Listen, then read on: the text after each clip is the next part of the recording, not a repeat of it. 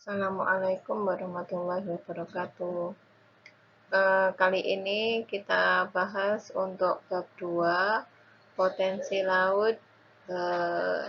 Di bab 2 ini kita akan belajar banyak tentang cara kita melestarikan potensi laut ini. Perlu kita ketahui klasifikasi potensi laut. Indonesia adalah negara kepulauan terbesar di dunia karena wilayah Indonesia itu terdiri dari 2/3-nya adalah lautan, sedangkan 1/3-nya adalah daratan.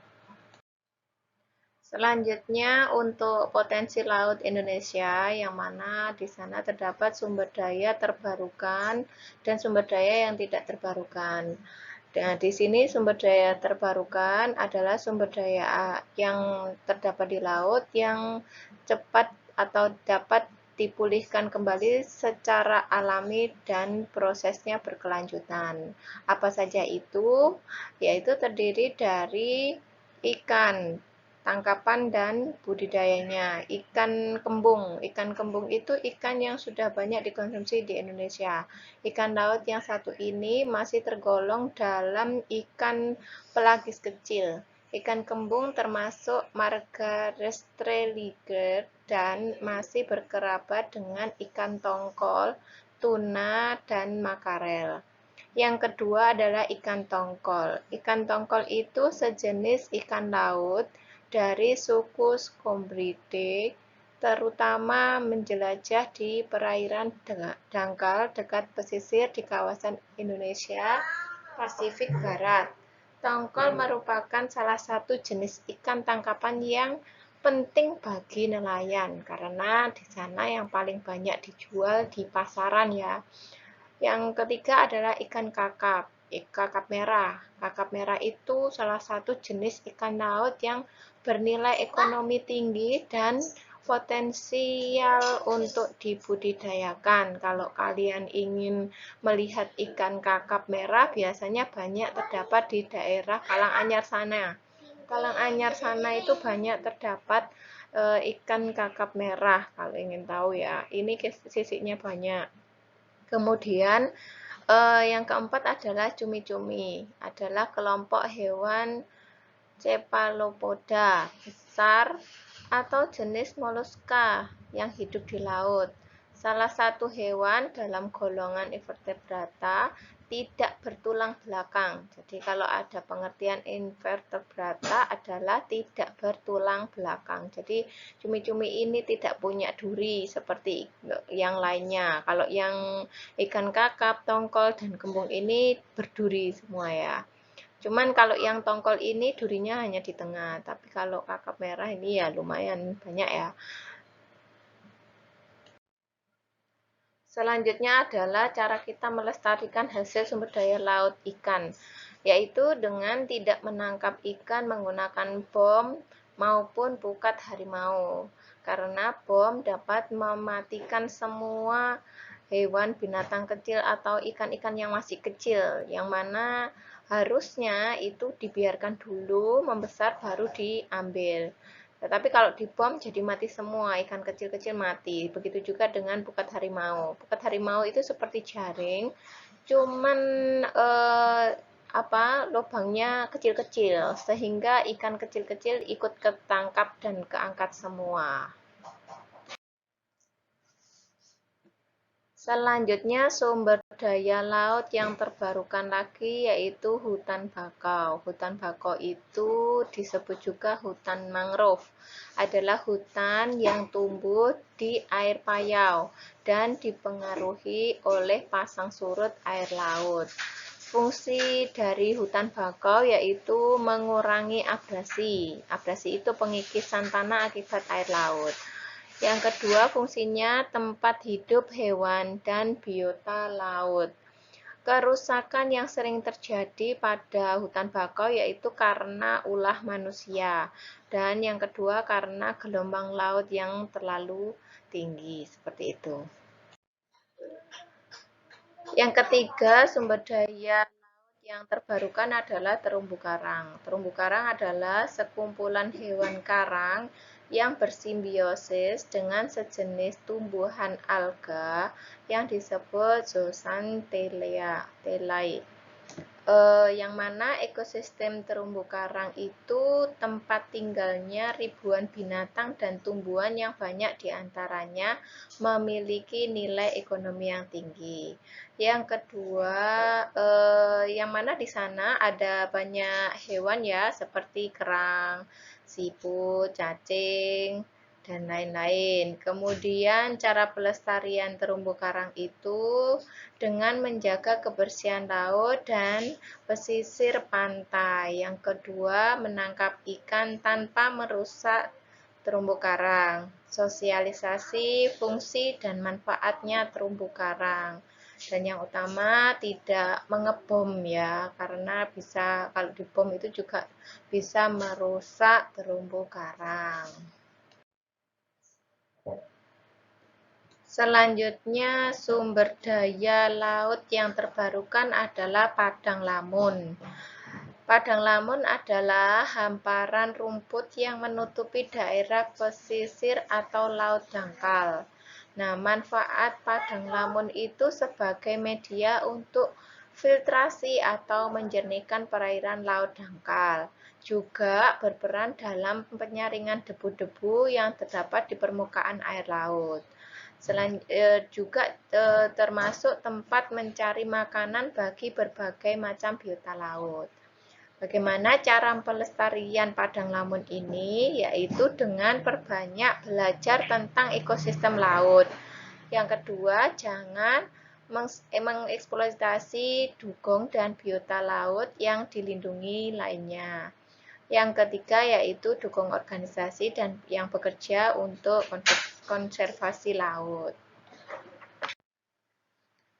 Selanjutnya adalah sumber daya laut tak terbarukan. Yang mana sumber daya laut tidak terbarukan ini adalah sumber daya laut yang dapat habis atau punah apabila dipakai atau secara terus-menerus digunakan. Apa saja itu?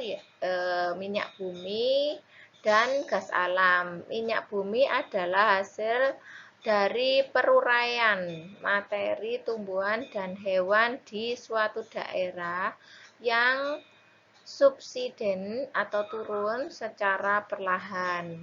Manfaatnya minyak bumi yaitu biasanya kan sebagai bahan bakar, sebagai pestisida untuk tanaman, membuat berbagai keperluan sekolah, bahan utama perlengkapan rumah tangga, kemudian bahan campuran untuk keperluan medis.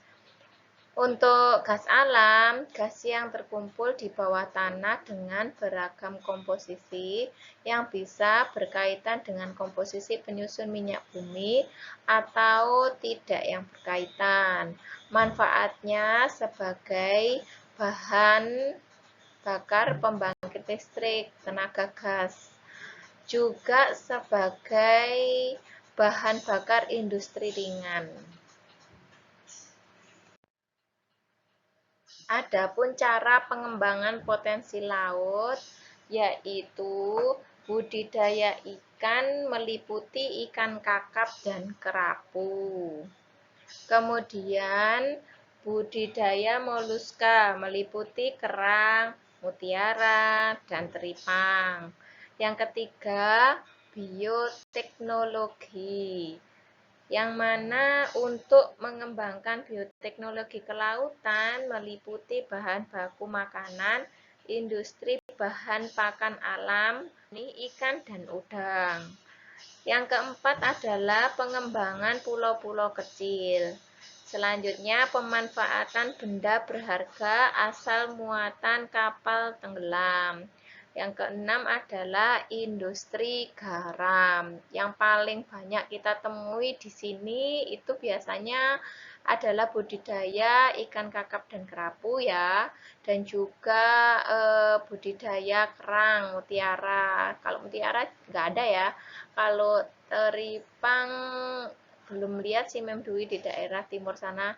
Kalau industri garam juga ada di daerah kalangannya sana ya, timur sana kalau ingin lihat.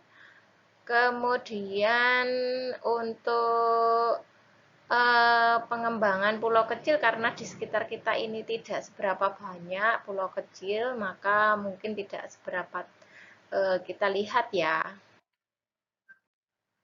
Nah, pembahasan terakhir kita adalah sektor ekonomi kelautan di Indonesia. Yang mana di sini kekayaan laut kita yang sangat besar dapat menggerakkan kegiatan ekonomi bangsa Indonesia.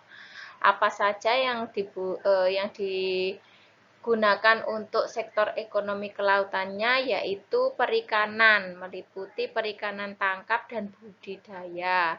Supaya sektor perikanan perkembangan dan pusat harus mempertimbangkan kearifan lokal dan budaya geram makan ikan. Yang kedua adalah perhubungan laut. Indonesia itu sebagai negara kepulauan membutuhkan alat transportasi antar pulau. Biasanya kita ada kapal feri juga ya.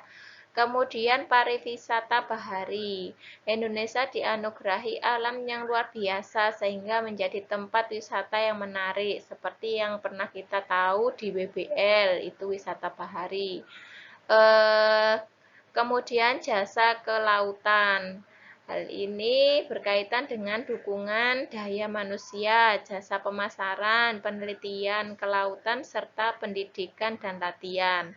Kelautan ekonomi nasional perlu ditunjang oleh perkembangan ilmu pengetahuan dan teknologi, sehingga Indonesia akan menjadi negara yang kuat dalam bidang ekonomi. Kalian sebagai generasi masa depan, kalian juga bisa nantinya untuk mengembangkan dan membudidayakan kelautan Indonesia agar tetap lestari, agar tetap tidak punah seperti itu ya. Jadi nanti kalian akan menemukan cara seperti itu. Cara untuk membudidaya yang tidak merusak seperti itu. Mungkin nanti ke depannya kamu sebagai orang yang peduli terhadap laut Indonesia. Dan semoga kita semua menjadi orang-orang yang selalu peduli dengan keadaan laut kita, agar kita tetap punya lingkungan yang lestari, agar tidak marah. Ini semua karena ciptaan Allah.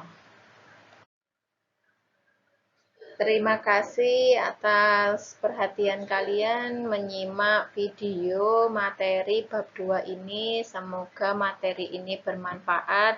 Jika ada yang kurang di buku materi kamu, bisa kamu tambahkan catatan di sana. Jika ada salah kata, diucapkan maaf karena mungkin ada penyampaian yang salah seperti itu. Terima kasih. Assalamualaikum warahmatullahi wabarakatuh.